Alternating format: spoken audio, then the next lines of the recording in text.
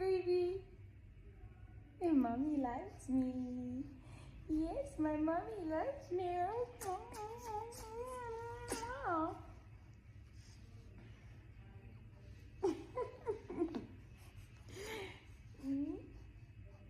Hello, Sandra. Hello, my baby.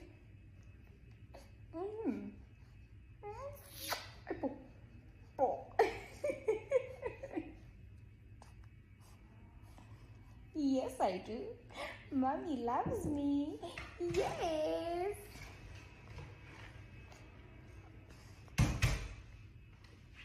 Buhay ka dyan.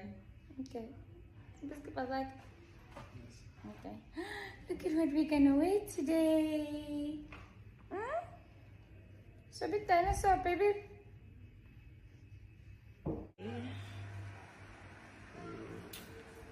Parang mababa. Mabenta. Pumalero. Nakasasilihle. Uvikelile ngaso sonke isikhathi.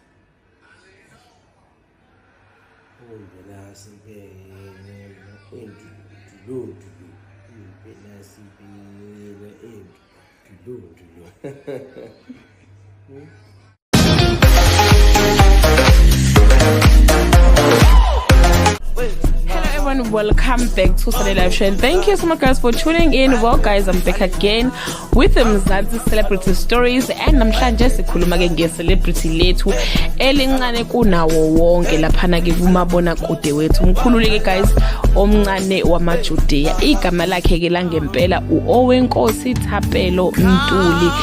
Udlala ke indawo yokuba ke umkhululi omncane ingane ke kaZamcolo benomafu uMabusi phela. Bayahleka abantu laphana guys ku social media bathi imisebenzi ayikho impela, kodwa sesingaze sidlule ingane ethe izalwa nje iyayithola imisebenzi. Buka nje isemsebenzini, thina siyibuka isemsebenzini, thina sisemakhaya guys. Owenkosi uzalwe ngo December mhla ka 25 last year, kusho ukuthi ke una 5 months ke guys ke uOwenkosi ongumkhululi ke omncane wamaJudeya. Guys ke mangaza ukuthi ke he is sharing a surname with his on-screen mom uHope Mbele, ngoba phela abantu bakaNtuli nabantu bakaMbele isibongo ke esisodwa, kanti guys sengazi ukuthi ngampela bayazalana, bazi bayafana nokufana.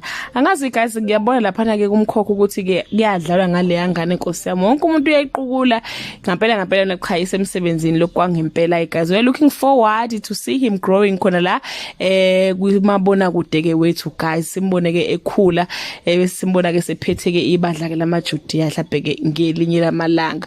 That brings us to the end of this video. Do leave your comment below and share your opinion. Bye.